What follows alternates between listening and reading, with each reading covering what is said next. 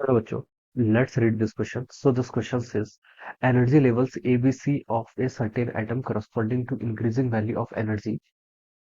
EA is lesser than EB and EB is lesser than EC. ठीक है, सबसे greatest EC है. If lambda 1, lambda 2 and lambda 3 are the wavelength of radiation corresponding to the transition from C to B, B to A and C to A respectively, then which of the following relation is correct? Okay, कौन सा relation correct है ये आपको यहाँ पर से बताना है. ऑलराइट, तो चलिए बच्चों इस क्वेश्चन का स्टार्ट करते हैं. तो देखिए बच्चों, इस क्वेश्चन का की कॉन्सेप्ट आप क्या लिख सकते हैं.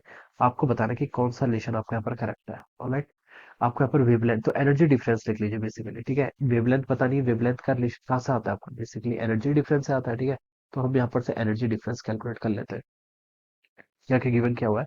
Energy levels ABC of a certain atom consisting of into increasing value. ठीक है, सबसे ज्यादा वैल्यू आपकी सी की है. ठीक है, इसके करस्पॉन्डिंग एनर्जी आपकी ईसी है. ठीक है, उसके बाद आपका बी है. ठीक है, बी के करस्पॉन्डिंग आपकी एनर्जी कितनी, ईबी लिख लीजिए. ठीक है, ये आपका बी लेवल है.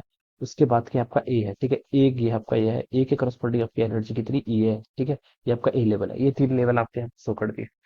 If lambda 1, lambda 2 and lambda 3 are the wavelength of the radiation corresponding to the transition from C to B, C से B जो ट्रांजिशन हो रहा है, इस लेवल में जो ट्रांजिशन हो रहा है ये आपका ट्रांजिशन हुआ. ठीक है, इसके करस्पॉन्डिंग जो वेवलेंथ एमिट हो रही है वो कितनी है, लैम्डा 1 गिवन कर रखी है. लैम्डा 2 किसके करस्पॉन्डिंग है, from B to A, B से ए जो आपका ट्रांजिशन हो रहा है इसके करस्पॉन्डिंग जो एनर्जी है ये आपकी लैम्डा 2 गिवन कर रखी है. And from C to A, C to A जो हो रहा है उसके करस्पॉन्डिंग, सी टू ए यानी कि ये वाला, इसके करस्पॉन्डिंग जो एनर्जी वेवलेंथ है ये कितनी रिलीज हो रही है, लैम्डा 3, ये गिवन कर रखा है. ठीक है, तो आपको बताना है कौन सा रिलेशन यहाँ पर करेक्ट होगा. ठीक है, तो देखिए बच्चों मैं क्या बता सकता हूँ, इन दोनों के बीच में जो आपका एनर्जी डिफरेंस होगा उसे हम क्या लिख सकते हैं, डेल्टा ईसीबी लिख लेता हूँ मैं. क्या लिख लेता हूँ, डेल्टा ईसीबी. इसका क्या मतलब है, ईसी माइनस ईबी. ठीक है, ईसी माइनस ईबी लिख लेते हैं. ठीक है, और ये वाला जो एनर्जी डिफरेंस होगा मैं इसको डेल्टा ई बी ए लिख लेता हूँ. बी और ए के बीच का डिफरेंस है, तो इसको क्या लिख सकते हैं, ए बी माइनस ई ए लिख सकते हैं. ठीक है, अब मैं क्या बता सकता हूँ, देखिए ये डिफरेंस और ये डिफरेंस किसके इक्वल होगा, सी और ए के डिफरेंस के इक्वल होना चाहिए. ठीक है, किसके, सी और ई. ठीक है, सी और ए के बीच में देखिए कितना एनर्जी डिफरेंस है. देखिए जो एनर्जी डिफरेंस होता है उसके करस्पॉन्डिंग उतना वेवलेंथ का एक फोटोन आपका एमिट हो जाता है. ठीक है, सी से ए के बीच में जो एनर्जी डिफरेंस होगा मैं उसे ईसी माइनस ई ए लिख सकता हूँ.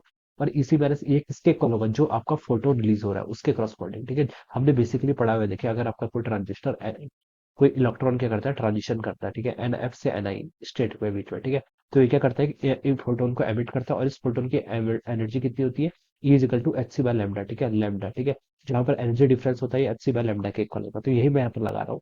सी और ए के बीच में जो आपकी वेवलेंथ है वो कितनी, लैम्डा 3, तो इसके करस्पॉन्डिंग में एनर्जी लिख सकता हूँ, ये हो जाएगा आपका एच सी बाय लैम्डा 3. ठीक है, ये आपका यहाँ पर से आ गया.